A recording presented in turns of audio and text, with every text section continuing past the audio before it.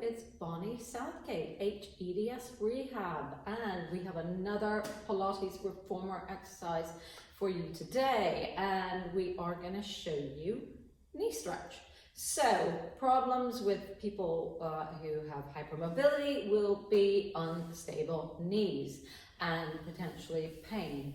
So I see two things often with my clients who have EDS or HSD, and they will get sometimes extremely overactive in their quadriceps, and they compress the kneecap, so it might not feel that great, so it might not be the best exercise for somebody with that.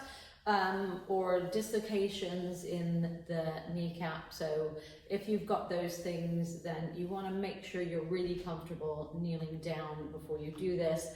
You can pad your knees up with the balance pads like I've shown you before, or you can put little cushions under your knees, so there are options if you did want to try this. So I am going to kneel. I tend again to put the springs on 1.5 if you've got bungee cord. If you've got not a sort of professional reformer, then you have to play around with that weight again. So this exercise can be quite nice for looking at disassociation of the hip to the spine, also looking at flexion of the spine, but also looking at shoulders. So I'll take you through 3 different sections of it. I'm going to pop my hands on the bar. Things to watch out for is fingertips and wrists. So you want to make sure your hands are placed over the bar enough not to stress the wrists. I want you to also think about the placement of the elbow. So it's really easy to just externally rotate and hang out on hyperextended elbows. So you want to make sure that you're not too internally rotated and not too externally rotated. You want to be in that kind of neutral place where your crease of your elbow looks diagonally forward. So one of the main things I really stress when I have clients doing this is that they do not hyperextend at the elbow. So that in itself, just taking this position might be a lot of control. So while you're here in this position, is quite a nice place to do a little bit of breathing. You've got gravity pulling down. So breathing where actually the abdominals are letting go is sometimes easier in this position. So allowing the belly to hang a bit on the inhalation. And then on the exhalation, feeling like you can pick that belly up. Just to do some work with the tummy. You can start your exercise that way, and we can add on the actual cat stretch to it. So I can take a breath in and I can relax the belly, and then as I exhale I can pick that belly up to help me come into my cat stretch. So I'm going to send my tailbone down between my knees, and I'm really thinking about opening up my hips here. And again, watching those elbows, and from that position, you want to think about the head and the neck dropping, not being dropped down, or the shoulders being up by the ears. So I'm not jamming my shoulders down. I can do that. I can jam them down. I can lift them up, or I can let them be relaxed and down and lift the base of my skull up towards the ceiling. So in that position, I'm going to just very gently rock back towards my heels. Good. And then I'm going to come forward and up, and then I'm going to release my spine so I'm not tucking my tailbone under. And I'm again going to take a breath in, letting everything relax. Exhale, picking the belly up. I'm going to send my tailbone down. I'm going to push into that bar and rock back. From this position here, I can push my legs back a teeny bit, trying to open up the front of the hips, and then bring my knees back in. So the important thing is you don't push so far and you lose control of the spine. So you're trying to stay in that cat stretch. Just bring the knees under your hips and then bring them back in from there. And knees come under the hips. They don't go further. So they're not coming further than under the hips, and come down. Now in this position, I am actively pushing into my arms to connect into the muscles here that help stabilize the scapula. So I'm not just hanging out with my shoulders, not doing anything, because that's actually not, you can't push in the same way. We need that stability from the top and the bottom.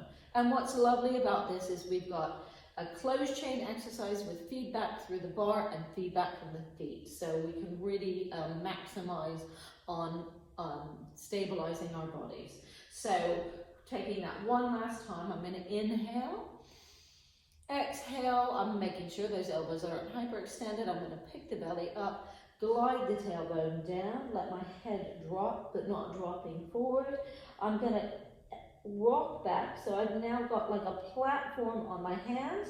That doesn't change as I push my legs back a bit, and then bring my knees back in. Now I'm going to come back in, up over my arms, and I'm going to make sure my head does not drop down. So I'm thinking about the top of my head being in a nice line with the rest of my body. And I'm going to just rock back a little bit by allowing my hips to move. So one of the things I think about when I do this is that the bones I sit on widen. So if I'm tucked under because I'm holding my pelvic floor, I'm holding my gluteals, I'll still be flexing my spine as I rock back. So as I rock back, I widen the sit bones, which allows my hips to fold, and then I'm going to come back up. So I'm just doing that little bit of rocking back, allowing the hips to move, and coming forward. This time I'm going to rock back slightly, and I'm going to allow myself again to push away, bring my legs under my hips, and then fold. So I'm again thinking about not taking my legs too far, because if I go too far, I'm going to lose control of my spine, and I don't want to do that. So from here, the aim is that all this movement this time is happening from my hips. It's not happening in my spine. I'm not getting a tucking under and any movement through there.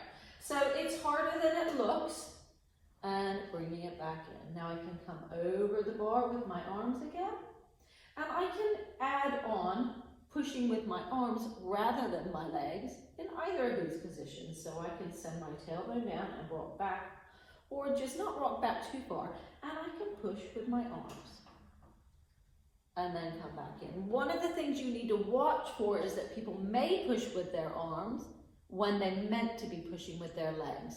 So in the initial exercise, my shoulders don't move at all. I'm only moving my legs, but we can actually change it. So actually the main mover is from the shoulder joint, pushing away.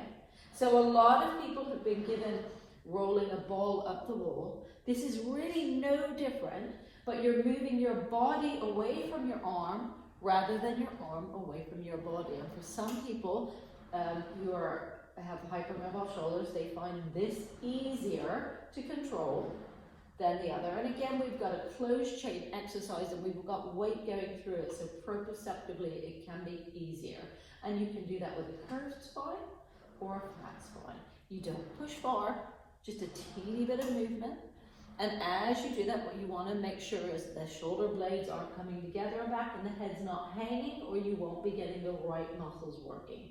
So there's quite a lot of lifting through the back of that neck and head, and there's definitely movement when I push coming from my shoulder blade. And so when I start with my clients who've got hypermobile shoulders, I tend to flex them, because a lot of them tend to fix their scapula and back, and they don't let them move out to the side. And a little bit of flexion can aid in connecting into the musculature that we call the serratus anterior to help bring those shoulders out. Once they can kind of feel that movement and that connection through there, then we can bring them into a little bit more of a neutral spine and push from there.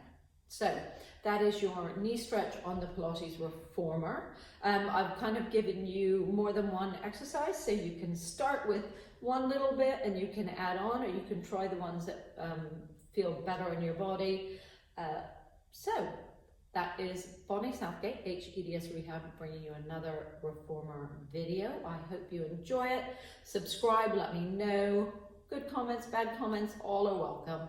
And I hope you are using these videos to help you either in your classes or at home. and everybody have a great day.